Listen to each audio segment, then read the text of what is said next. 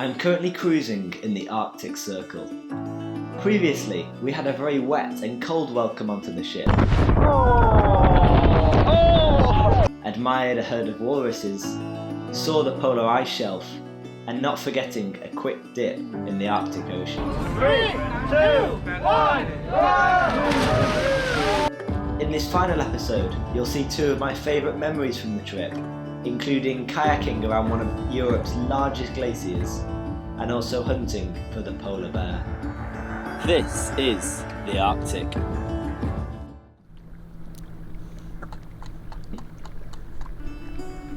For the first landing of the day, we went kayaking around the 14th of July Glacier. Named after the French Bastille Day by Prince Albert I of Monaco, it is a 16-kilometre long glacier which reaches more than 30 metres above sea level. Surrounded by dark, imposing mountains, the blue-white glacier stands out beautifully against the scenery. The nearby cliffs are also prime breeding grounds for guillemot and Arctic puffins. Where's the reindeer? Where's the reindeer? Unfortunately, because of the polar bear, Arctic wildlife is extremely skittish and difficult to get close to.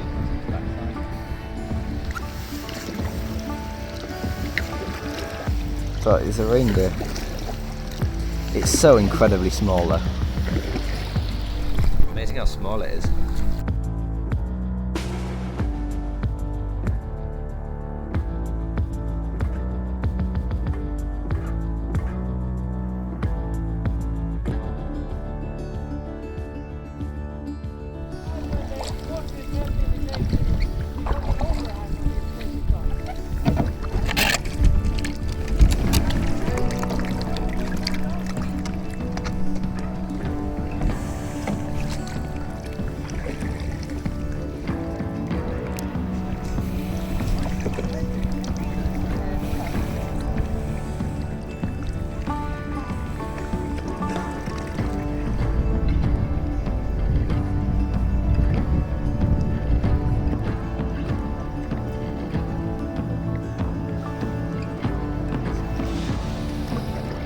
How high would you say?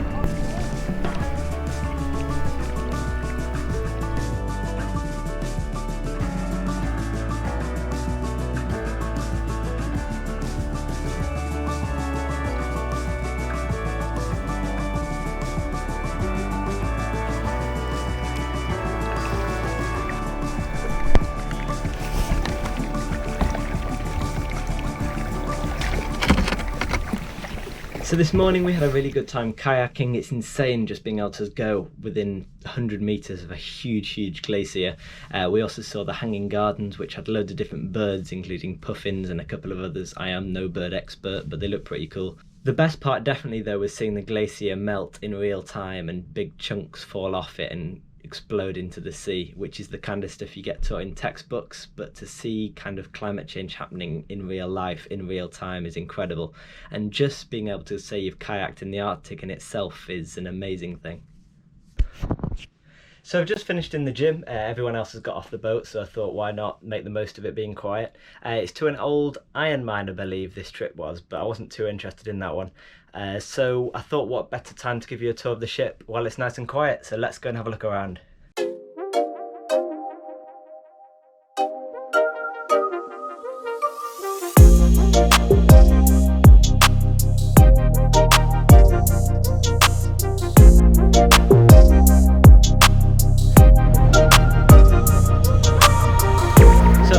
Top of the ship, and this is where we come to watch any wildlife that's around and shows its head. This is also where the pool and jacuzzi are, which is behind me, and the grill, which is where you can sit outside and have these make your own steaks on a hot stone, which is quite a cool feature that I've not seen before, as I head into the observatory lounge.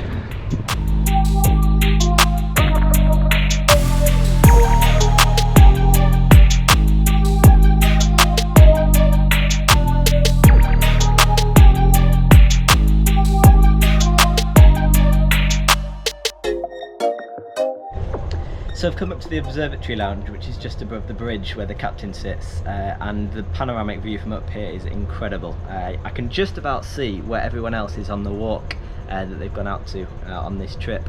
But one of the most impressive things for me about sitting up here and just looking at the scenery is how far the glaciers have retreated over the years, and you can actually see where they used to be. The guide was saying it was only 15-20 years ago where a glacier with the view that we're in now would have come right out into the sea, but over the last couple of decades it's just retreated so far, probably because of climate change.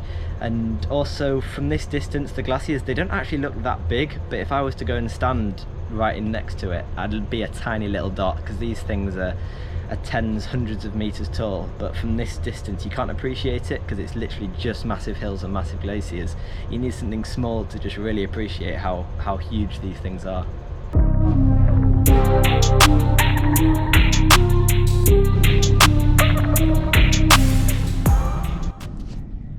And this is the expedition lounge where we get debriefed on that day's activities and also the next day's activities and what we're going to do in the coming days. And seeing as tomorrow's is just about to start, this is where I'll end the tour.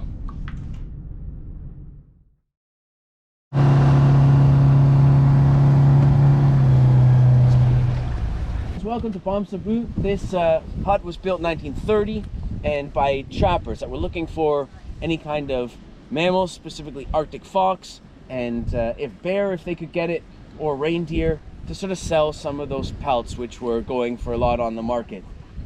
It's a good spot, you know, you got a lot of visibility and access to the ocean, and it's not too far from Longyearbyen, which is about 140 kilometers away. The more recent history is two ladies, Hilda and Suniva.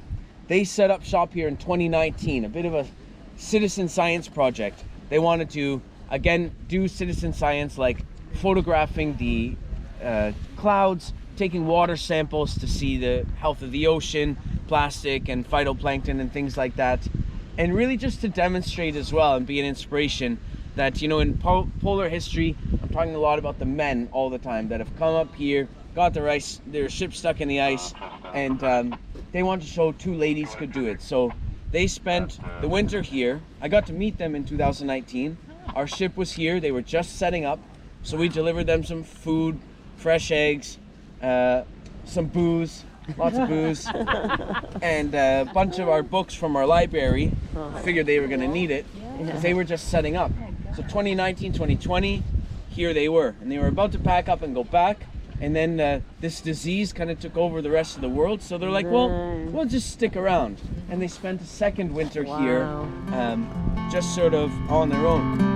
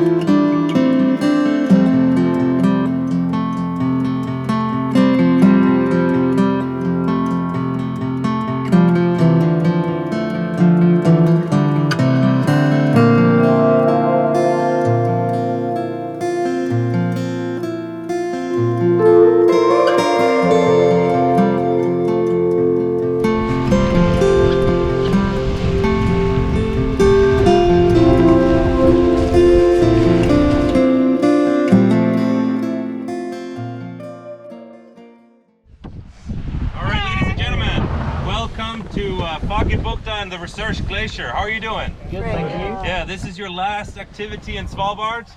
I know it's a sad moment, but I want you to enjoy it. For the last landing of our cruise, the plan was to sit and watch a glacier and enjoy the Arctic silence. However, as soon as we reached the beach, we were told to turn back around as wildlife had been spotted in the area. So we've walked all the way to the glacier. We just got there and then we were told to turn back because some wildlife has been spotted.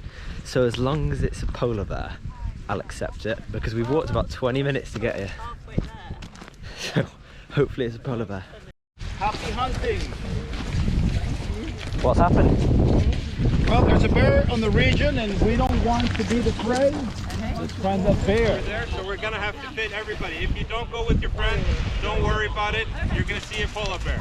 We gotta get this going. But they all say they didn't care about the bear. They just wanted to see the Yeah, glacier. No. It's not like I've heard something about this thing in the last few days, so. But we did see one. Technically. No, not technically. Pretty much guaranteed. Drivers, this is a very important message. I want you to stay calm, stay collected. I want you to inform your guests that we will be approaching the bear nice and slow. I do not want it disturbed.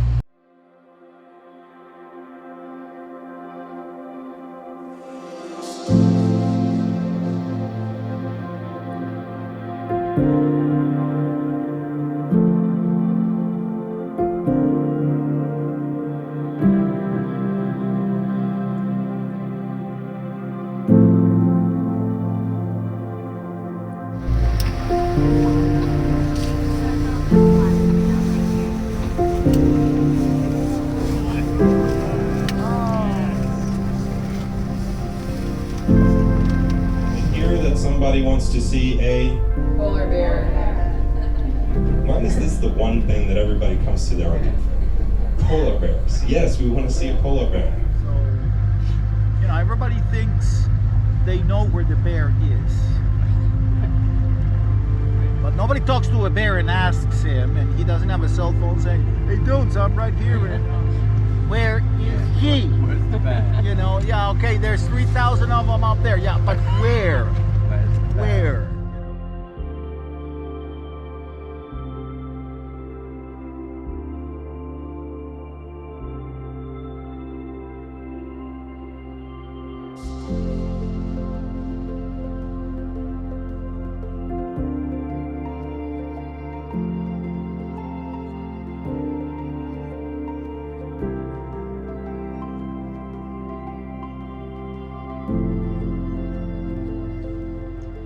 So yes, we were lucky enough to see a polar bear, and it topped off what was a magical journey to the top of the world. From all the wildlife to the amazing staff who were so enthusiastic to share all their experience and interest in the Arctic. So if you ever get the chance to go up there, what are you waiting for? It's just an incredible place to visit, so different. And if I had the chance in future, I'd definitely go to Antarctica, where there's apparently lots more wildlife that you can get much closer to because there are no predators, unlike the polar bear in the Arctic. You may notice the background behind me's changed. I'm back at university after an amazing year away, but that means the next series you're going to see is probably my favourite one. It's going to be highlights from all 23 countries I've visited during my year out, so I'm really excited to get editing and putting that one together. It's a massive series. So yeah, there'll be loads of unseen footage that hasn't actually made the channel yet, from Chernobyl to other places like Poland. So yeah, I will see you then.